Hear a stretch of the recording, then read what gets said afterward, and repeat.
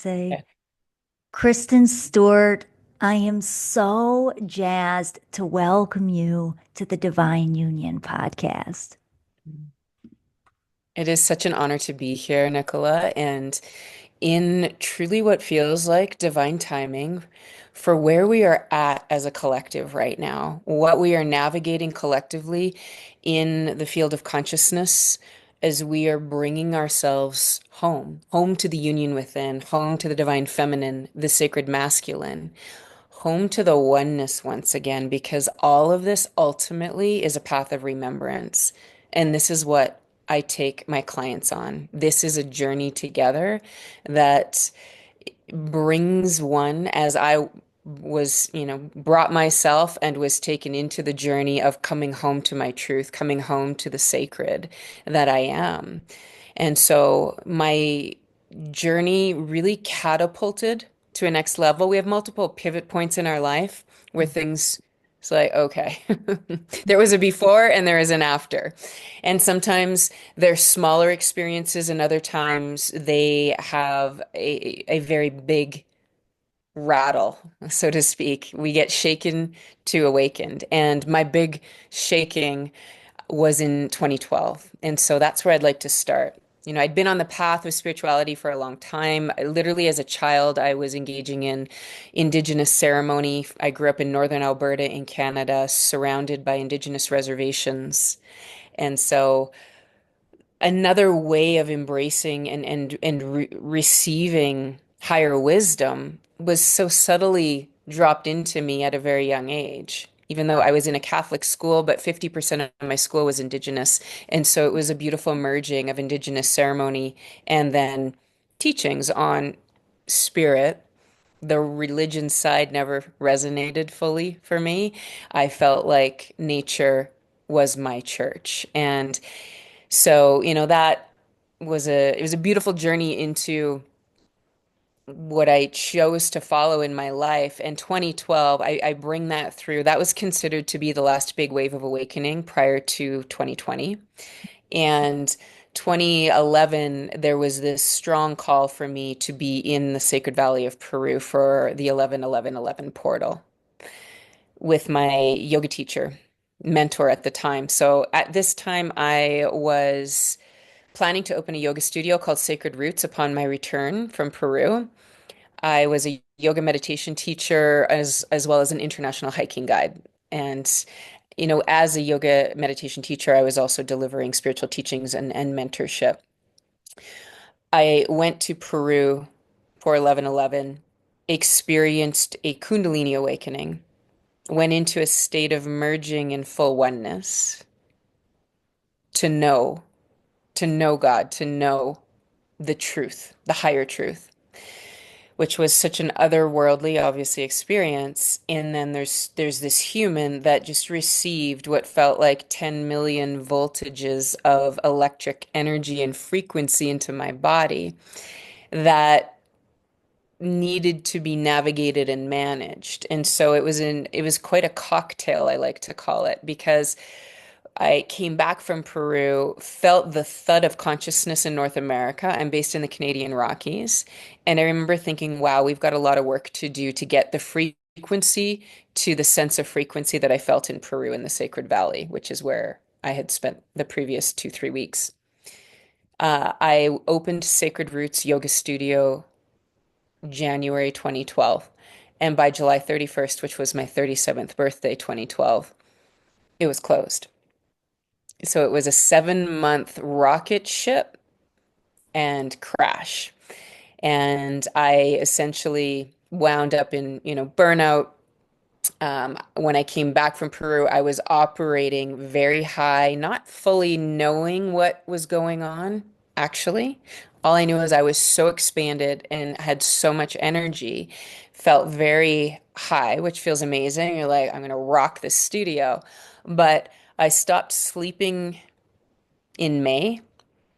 The stress started to compound this business. I had no idea what I was doing. I was flinging myself into a brick and mortar business without a business plan and a lot of hope and passion. And so there was the very practical human side of things. There was a reality within me that At this time I was starting to wind down a very vigorous 10-year period of ice climbing, rock climbing, alpine climbing, living very adrenaline fueled in my life. My husband's an international mountain guide.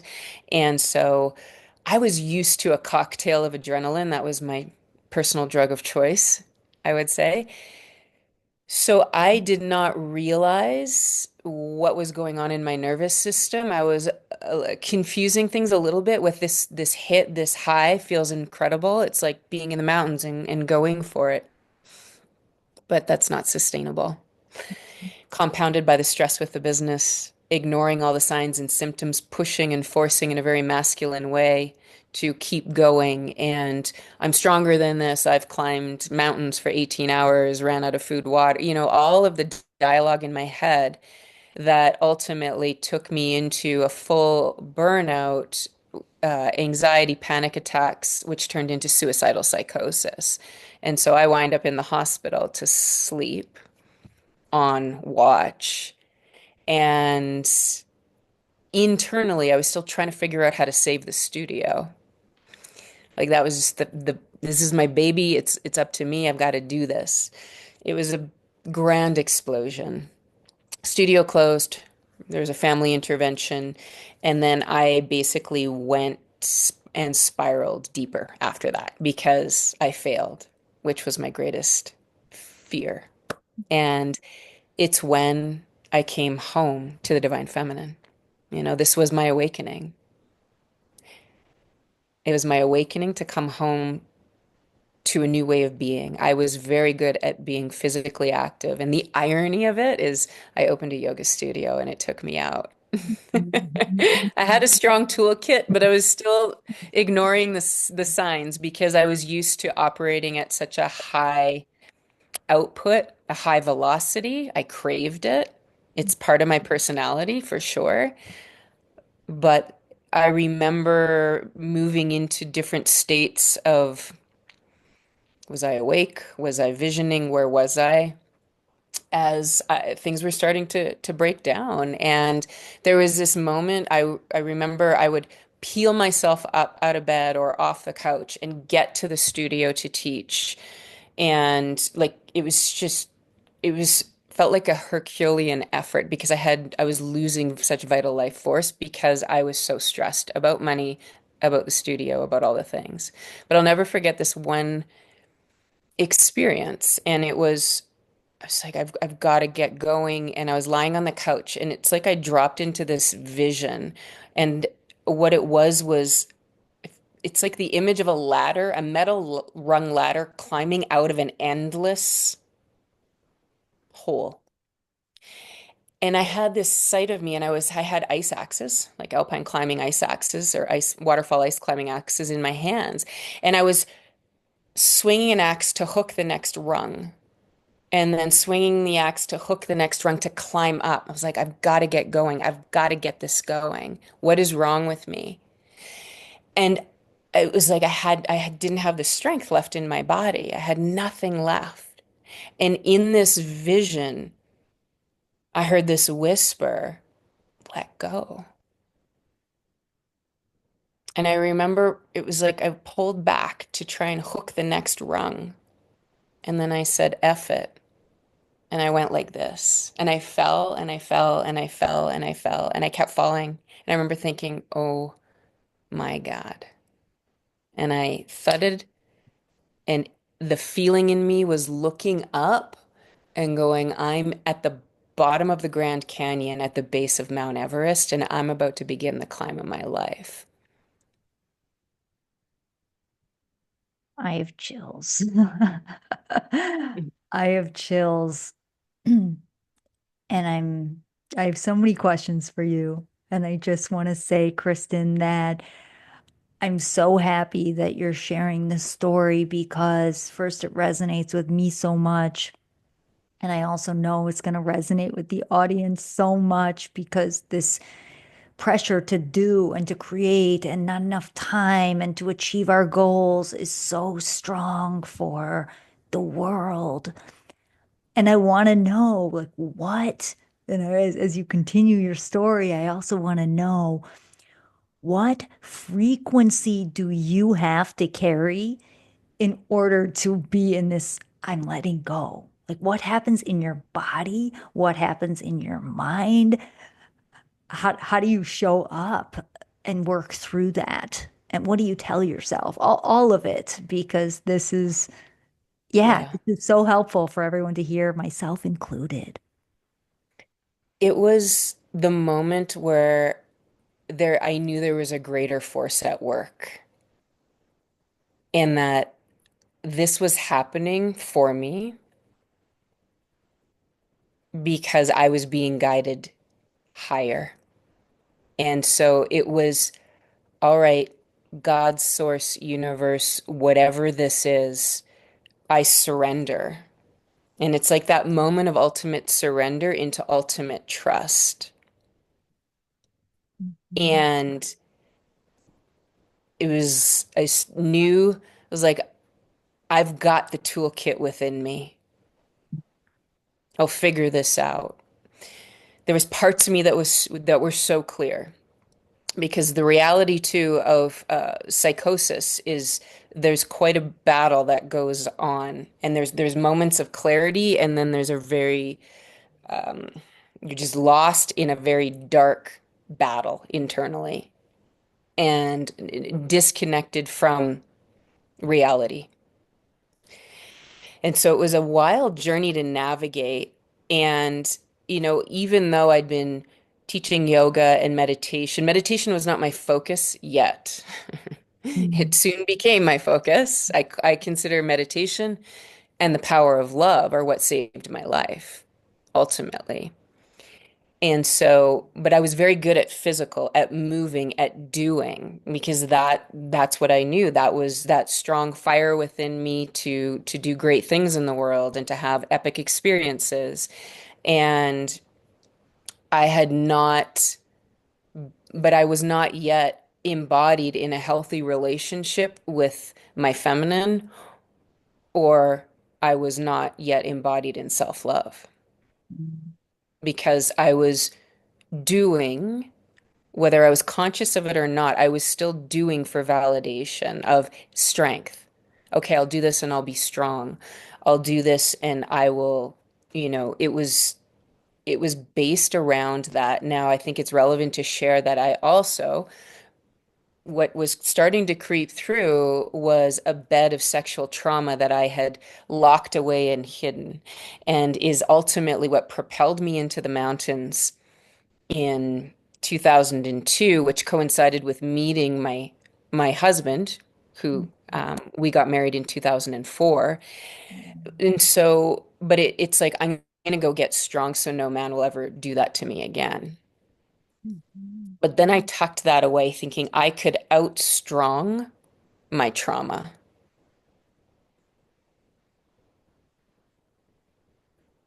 Such a reminder for us all that that's not possible. Not possible. We've got to feel to heal. We can't outrun. We can run, but we cannot hide, right? So this is all part of it. And the it took me a while to get my physical strength and my life force back. Like the Chinese medicine doctor I was working with said, "You're literally dead right now. You have nothing." Like I couldn't lift my body. Wow. And so, there was a period of, 24-hour care, and it was with my parents. And I mean, at this point, I'm a 37-year-old woman who is in full-time care and watch. My parents had decided to rent a place in the community where I live, Canmore, Alberta, for the summer. Prior to this whole experience happening, it was like the divine was setting everything up. And it was, they're like, let's spend a summer in the Rockies. And my mom's like excited to help me with the studio and have fun. And then it was perfect because they were there. And so my husband was away guiding as a guide. He was away for extended periods of time. And so there was all of this and the shame that started to compound, which then it was dark. Like it was very dark for a very long time. I didn't have the physical body. I couldn't move my body.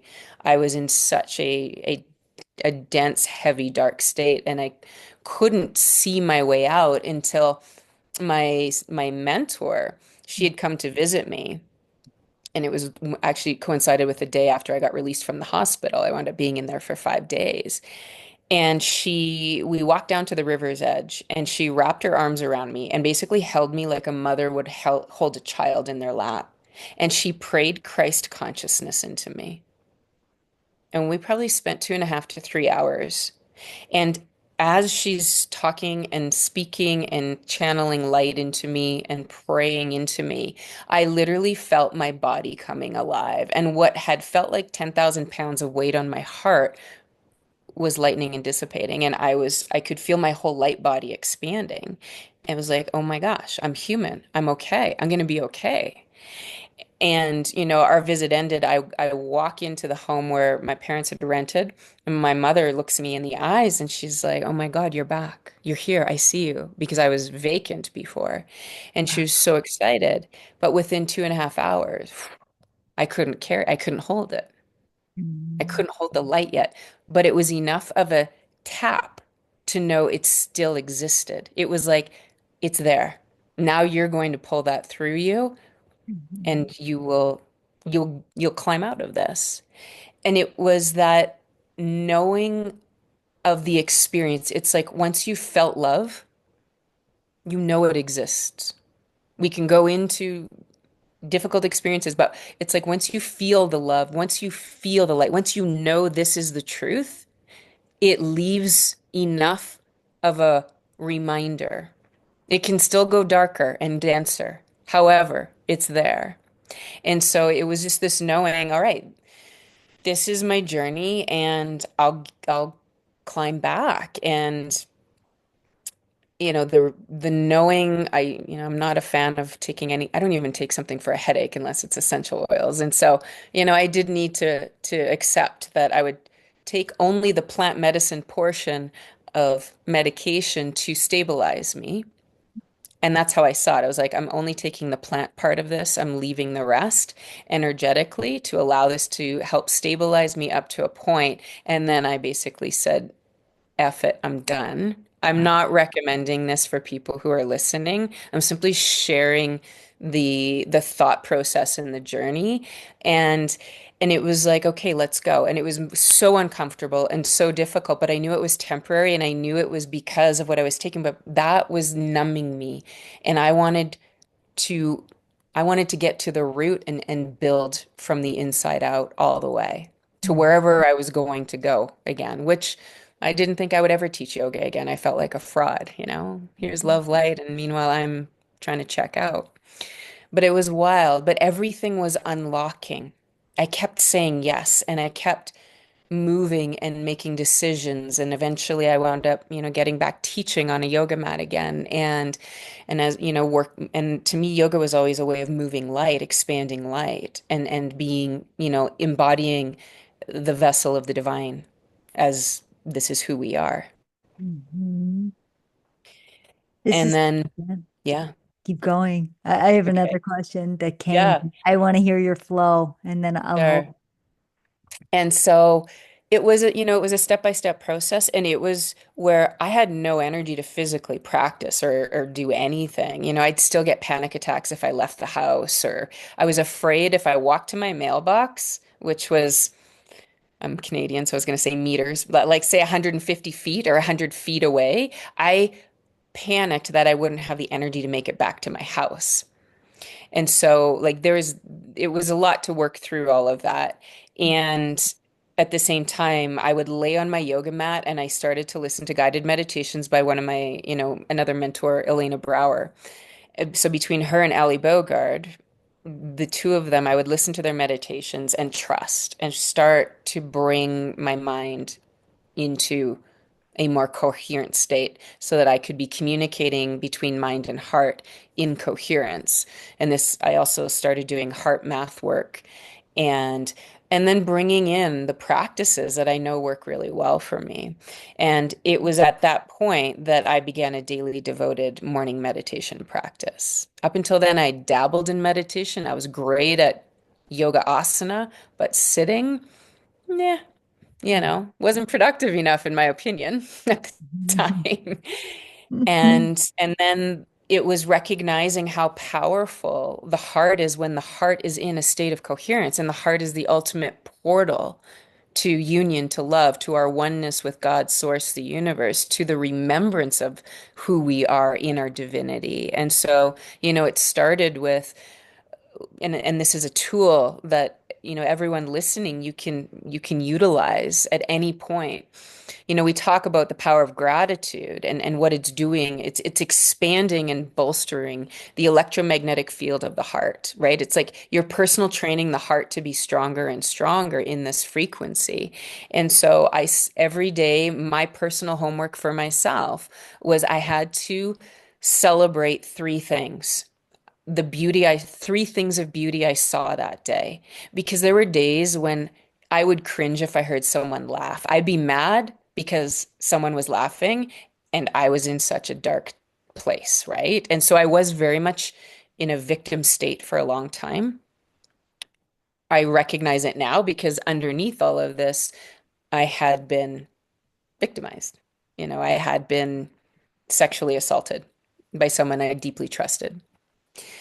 And so it was this compounding of beauty and of love and understanding and studying the heart and studying heart math and the brain and the connection and the adrenal glands and the whole process of what goes on when we wind up in that depth of burnout Mhm.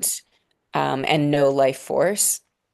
And then, I was always really good with nutrition and adaptogens, and there was the very tangible physical tools, Mhm. adaptogenic support, the like I drank live spring water. So anything that I was taking in was as high frequency, high vibrational, and filled with prana life force as possible. Oof. I'm so curious, how do you, and this is a selfish question for me, but I know it's going to help our audience. How do you tune into, because I know in your work, it's also helping your clients tune into their highest frequency, embodying their highest frequency of heart consciousness. How do you tune into that if you're confused about making a major life decision, a major business decision? How do you work through that with this approach? Um, There yeah. is Yeah. So let's talk about this leads into a bit more into talking about the mechanics of ascension, the mechanics of ascension, which is where we ascend as we embody higher frequency and we access higher dimension, which is moving into a higher frequency. And so for everyone listening, the work that I do in the Akashic Records, like the Akashic Records first opened to me at Machu Picchu in 2011. I Wow. didn't know what was going on. All I knew was that I was hiking up to the Sun Gate, and suddenly I have this experience, this flash energy vision of me as a little girl skipping up to the Sun Gate to greet my Incan father who was coming in, who was a warrior. Then that flashed, and I just got my whole body went boom because the records are, I mean, I'm working with my own records right now, but, and then there was this flash of me as a maiden, like a 20-something woman, going up to greet my Incan warrior husband, who is my husband, my current husband, Wow. my one and only husband, Mike. And I was like, whoa, because I was accessing higher consciousness. I was ascending in frequency, the frequency of the Sacred Valley of Peru, of the sacred sites. And you and I could podcast just Peru Planting that seed. and the infinite time, the infinite times I've been there in all lifetimes and timelines ultimately. But I've been running retreats there for a very long, ever since ultimately. And so, it's like understanding that what we start to do is as we go through we go through initiations. They don't have to be what I went through, obviously. Though what I went through is typically called a shaman's initiation. A shaman's initiation is psychosis. When you make it back, you've You've Wow. done some deep work. And, the psychiatrist that I was part of the team that I had to see, psychiatrist and psychologist, but is a psychiatrist. And she said to me, "What did you do?" Because most people don't make it back from where you were. The woman I saw when I had 37-year-old female on the clipboard, I didn't think she was coming back. And so, as we talk about frequency and embodying higher frequency and, utilizing this as we are here in this beautiful existence that is our life, that it has us making powerful decisions in relationship, powerful decisions in business, powerful decisions that have impact and implication and all of that.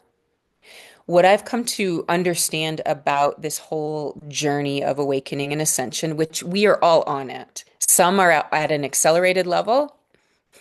People that want to be on an accelerated level tend to come to work with me because that's part of it, because we collapse timelines.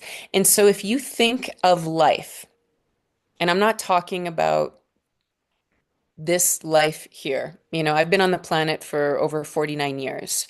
And as within the records, like these experiences, I'm like, what am I remembering? Like, what are these movies that I'm tapping into? And it's like, these are timelines that have been part of your soul's existence, right? And so the Akashic records are the library of all that has ever occurred, past, present, and future. And we have our own Akashic record. And every timeline or every expression of our soul that we live before we exit, we drop the record of that lifetime into the records.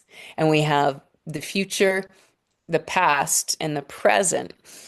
And so, if you think of it this way, I find this to be a really beautiful way to explain this.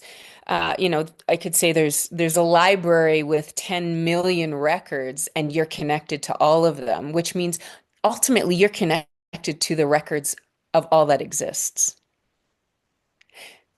But what I love is looking at it like stacked layers. So you in your life, your soul is plugged into these different stacked layers, which all represent, we could say, different lifetimes, different timelines. Okay. And it's like, let's say, as women, we have our existence across all space and time. We're all plugged into those timelines of the witch hunts. We're all plugged into these timelines that have carried big trauma for the collective feminine, for example. Here's the thing, whatever that experience has been, if you're afraid to speak your truth, if you're afraid to show your spirituality, if you're afraid to use your voice, I'm like, okay, we're going that, like, that's witch wounds typically. If you struggle with, comparing yourself to other women or believing that you're less than or they're more than or more, they're stronger, smarter, whatever, like all of that has you plugged into timelines that are pulling you down.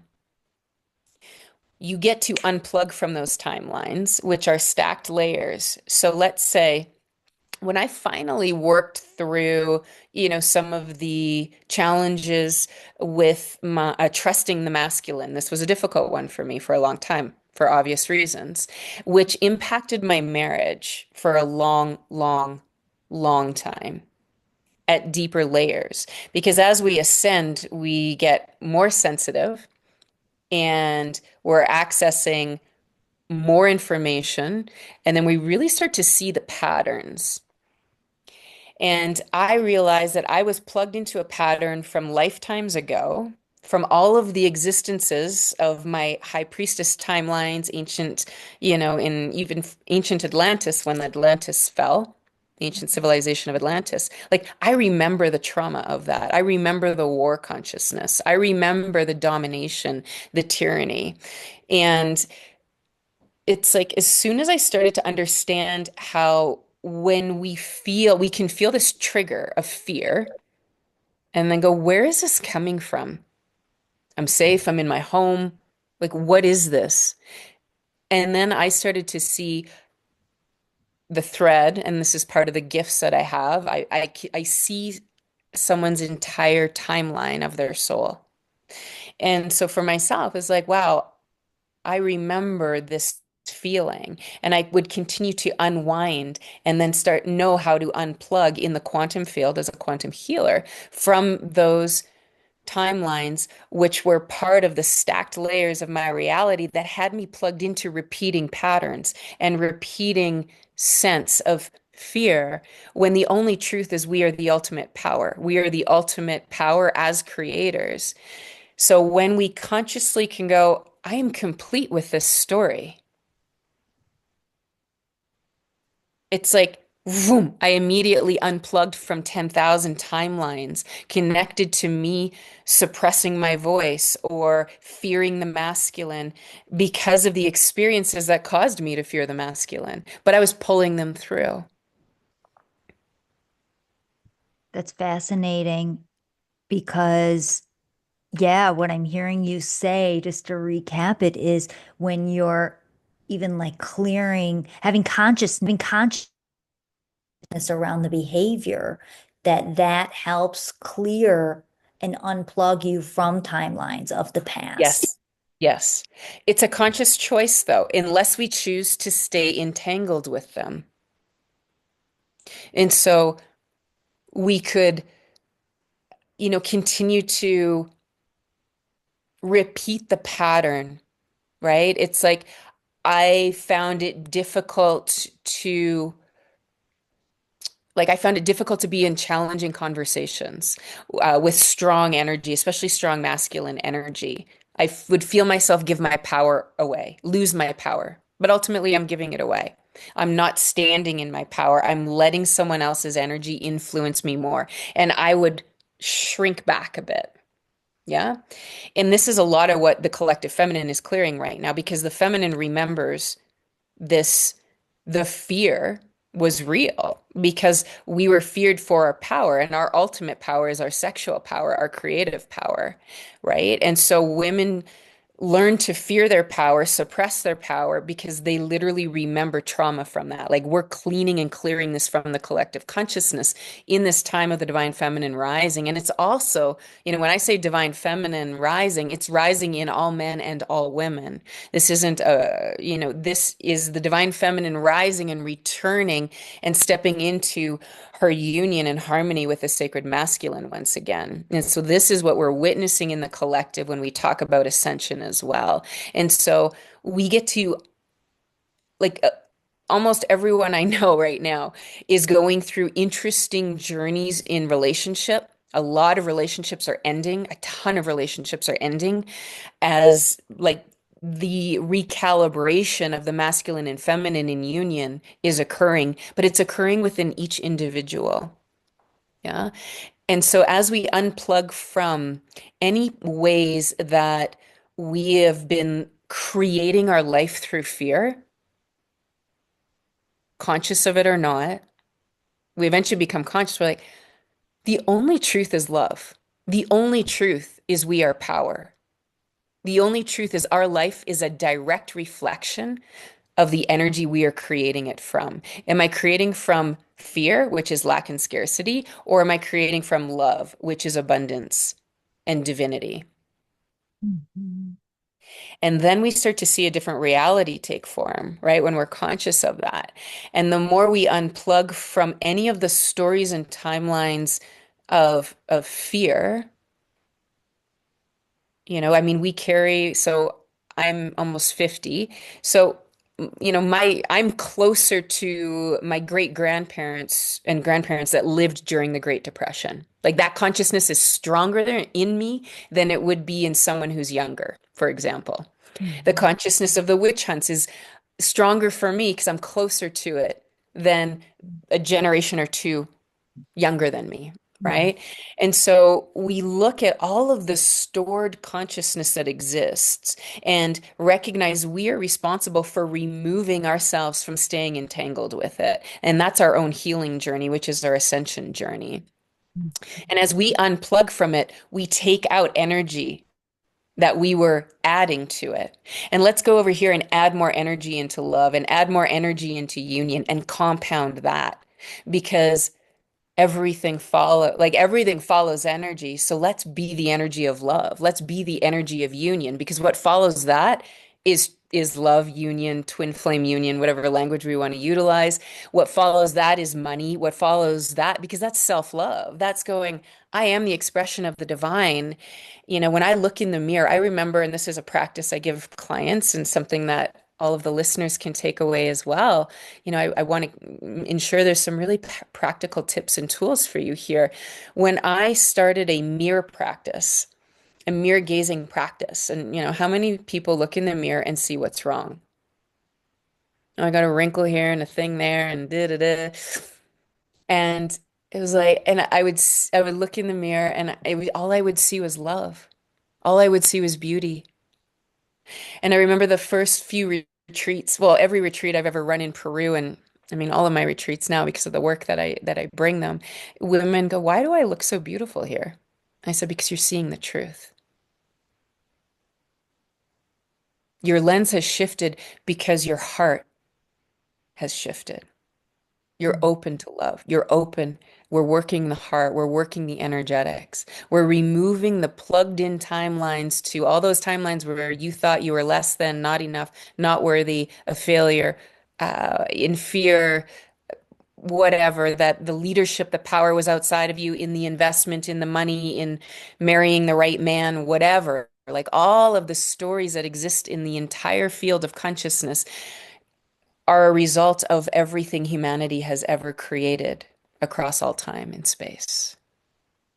We hit that, right? It's like we attract that to us when there's a part of us that is looking for that. Mhm. So it's like, then what's the answer? Because it's such a challenge. Because what I'm hearing from you and something I've been practicing, but I'm curious how you approach this, is this idea of non-attachment to anything, but then how do I also maintain my goals and the vision for my life? And it's such a delicate balance and a challenging balance of this listening and this following through and taking action, but also surrendering to what is and what unfolds. How do you It's navigate? not it's not up to you to figure out the how. The greatest thing that you can do is cultivate your intuition and your trust in you and your decisions. And the best practice that I have found for that is meditation and training. Like I personal train my intuition through the practice of meditation. I actually have almost all of my clients right now are in a Kundalini meditation practice. Wow. And they're telling me, they're like, the clarity, it's like detoxing your organs, the clarity that comes through when there's no interference. And we've got to be able to create, focus and eliminate distraction and focus on where we are going without attachment to the when or the how. Yet, let's compound the vision, because the way creation takes place, I mean, it takes place with every thought. We're creating in every single moment. With whatever is running through us, we're creating the reality. So when we become a master, I actually have a program called Mind Mastery. That's part of my Source year-long journey, that we go into, where it's like you are creating a ninja Jedi mind in this program. You are the master of your mind, unless you let your mind master you. But when you recognize the power you are as a creator, in that creator consciousness, God consciousness, you recognize that all you need to do is anchor into your truth, your desires, which are energetically free because of, and that's where a lot of the healing work comes in that I do with clients, is like the heart is free to love unconditionally. It's not holding on to old wounds, old stories. The sacral is free to experience and know desire. But how many people went through different influences, whether it was religion or, the fear of, or that desire was wrong, when desire is what liberates. Desire is connected to the sacral. The sacral is the portal of wealth, love, ecstasy, and orgasm. A woman in her sexual orgasmic energy is creating the frequency of power that had the light to support ascension for humanity. This is the story of Mary Magdalene and Yeshua.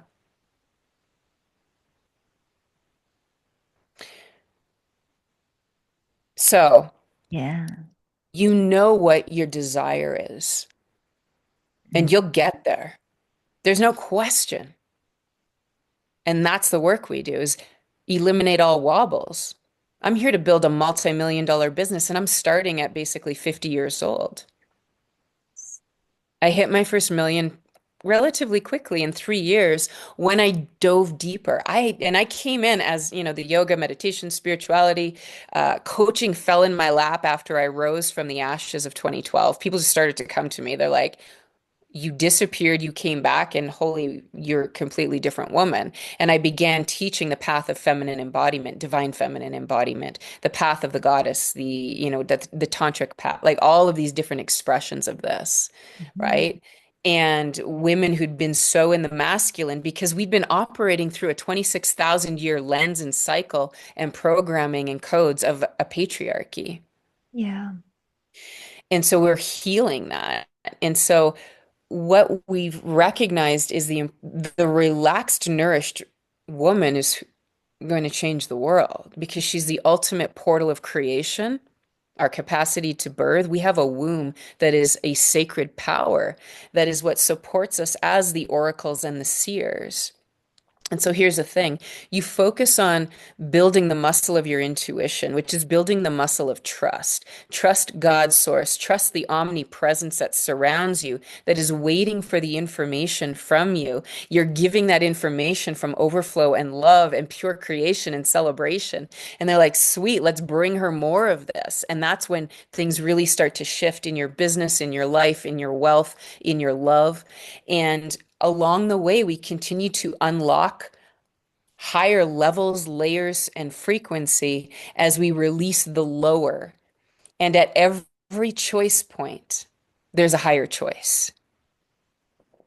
Tell me about that. Elaborate on that real quick. I would love to. I'm gonna read you something. And I wrote it this morning based on some conversations that have been happening lately with clients and even in my own experience as some really pivotal life decisions arrived at my doorstep unexpectedly. And I was like, what is going on? Now, I know right now we're in a massive solar fire flash energetically on the planet, and this is accelerating and supporting the acceleration of ascension and the cleaning and purification of consciousness. So any residue and debris that we're plugged into that's been pulling us from our power, we're perceiving it to be pulling us, we're questioning and doubting and confused and like, WTF, which direction? What do I say yes to? Where do I go? What do I do? Ah! We go into these existential crises, but it's all bringing you home. And so this morning I wrote, go for the light and don't stop.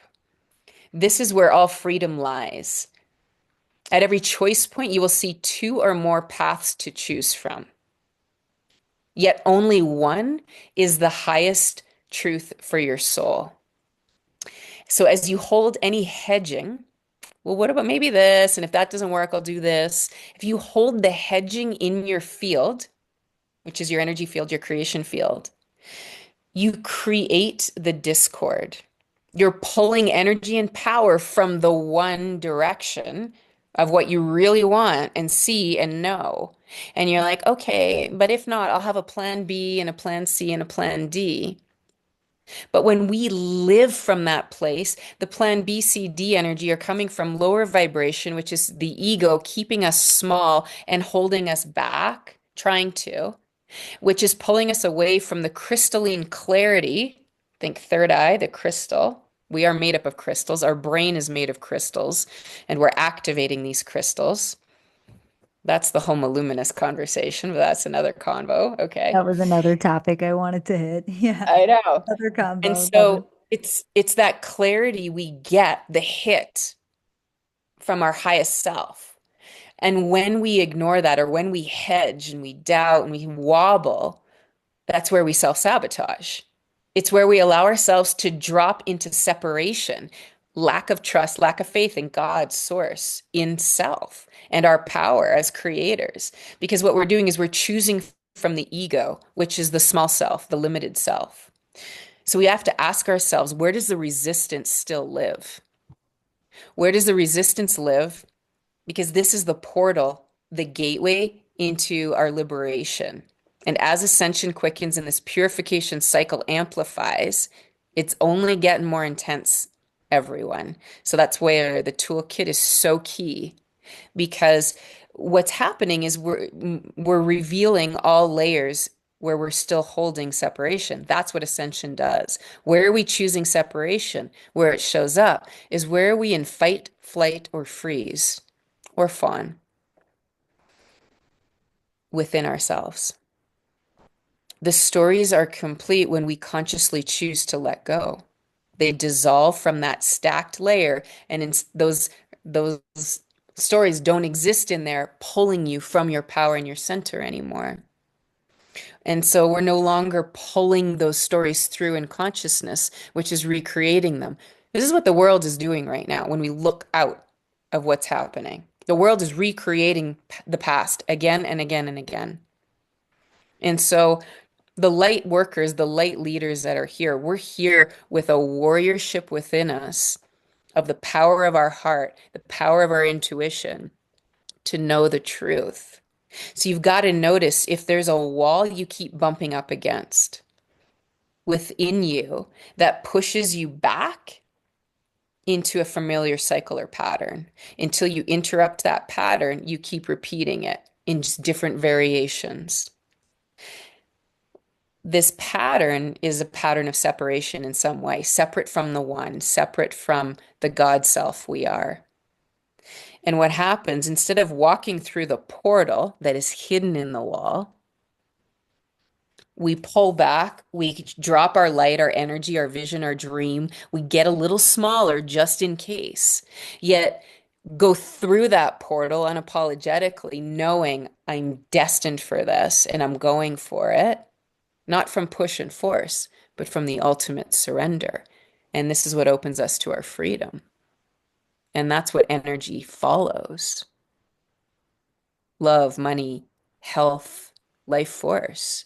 So we've got to ask, where does this wall of protection exist within ourselves? It's like a firewall, like a computer firewall, yet it's from the ego. And it's what prevents us from our growth and evolution into our highest timeline.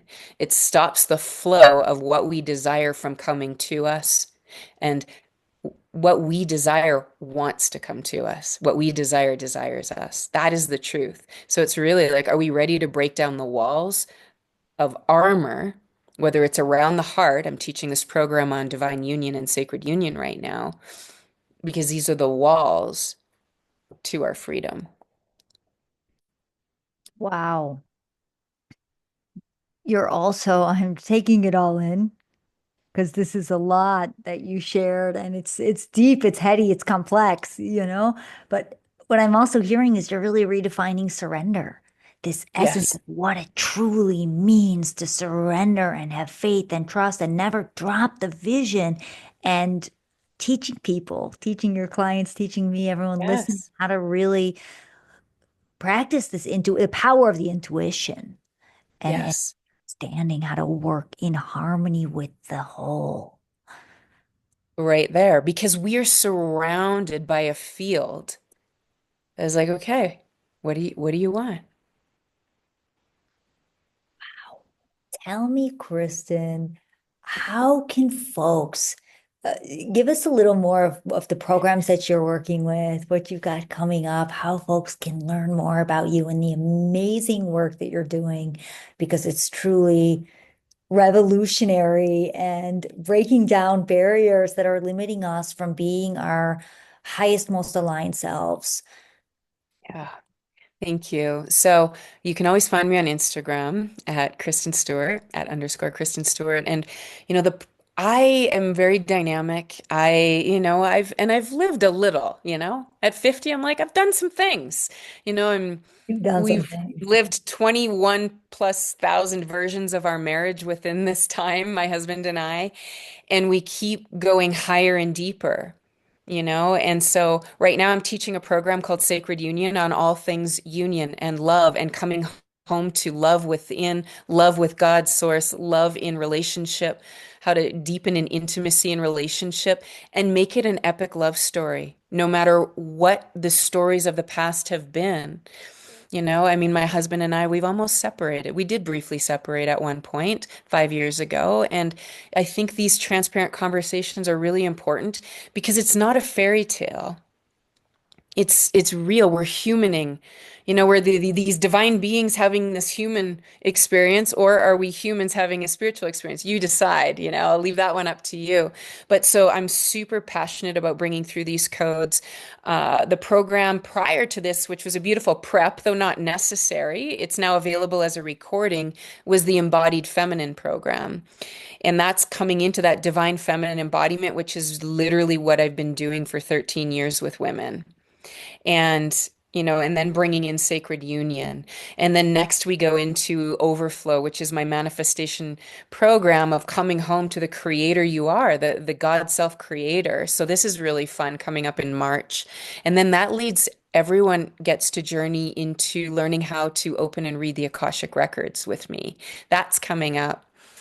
And then, these are individual programs available. I'm recording everything, even core programs of mine from the past. I'm re-recording everything live in 2025. So if you love live, like 2025 is the year to join me. You can get everything inside my year-long journey, which is called The Source. Mm. And that's mastermind style. We've got two mastermind calls a month. You've got an epic community of women, like powerful women leading spiritual CEOs. You get all of it. And we go from powerful spiritual talks on ascension, ascension mechanics and mastery, Akashic records, to branding and business and building, a seven-figure, multi-seven, eight-figure empire, because that's what we're here for. And so any and all topics, plus this year, what was brand new that I brought in is conversations around the power of your physical health as the foundation to all of this. And there's a lot of, I'm bringing in typically two guest luminary speakers each month that if you're in the source with me, you have access to and these are masters in their fields. Yesterday or 2 days ago, we had he's a master healer, doctor of Chinese medicine, and the amount of information and the channeling and the healing journey that he brought in for everyone was off the charts. And bringing him in as a divine masculine, which is really powerful and healing for so many women, right? And so the like I say, all roads lead back to the source. However, you can also come into individual programs with me if you want to come into Sacred Union. Like, come on in. We're going until the 21st of February. You get also the opportunity to be in the hot seat inside of each of my programs because I offer a bonus Q&A at the end to support integration in addition to what we do inside of the source. The other opportunity, if these options are not available to you at this point for any reason, is I have something called the channel. And the channel is an audio membership only. And it's where I basically am your radio station to source. And so through me, I'm channeling and dropping audio transmissions, activations, giving field updates, what's alive in the field, bringing in topics around business, leadership, love, health, wealth, Akashic records, High Priestess, alchemy teachings, Atlantean timeline codes, Magdalene codes, Lemurian remembrance. So my world is this wild, multidimensional multiverse of remembrance of the truth of who you are. Mm. I love that, Kristen. I will put everything in the show notes. You have such a holistic offer suite. And I love the way, for those who do take you up on the entire journey, it builds. It Yeah. builds around the self and in relationship and the manifestation component and the business component and all of it, the Akashic records. Your work is so incredible. And Thank you. yes, And I bring in, there's Andean shamanism. That's one of the paths that I've walked as well. So that informs a lot of what I bring in. And then I do have in-person sacred luxury retreats. And so I've got a luxury mastermind retreat in Greece in June.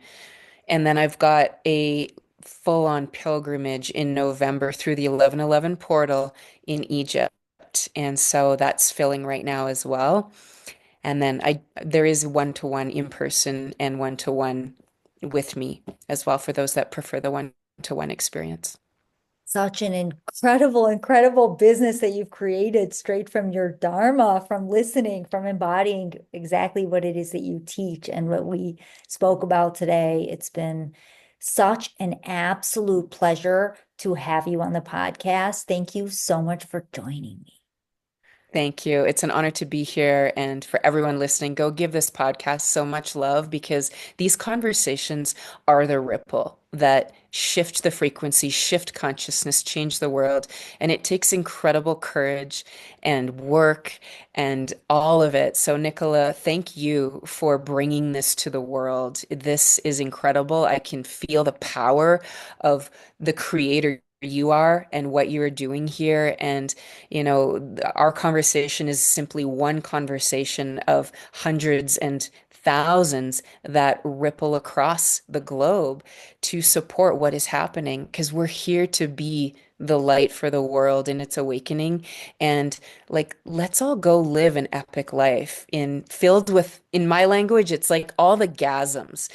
Orgasms, lightgasms, wealthgasms, joygasms, heartgasms, lovegasms, like bring it because that's what we're here for. So let's have a really freaking good time doing this. And it's far more fun together. Aho. Aho to that.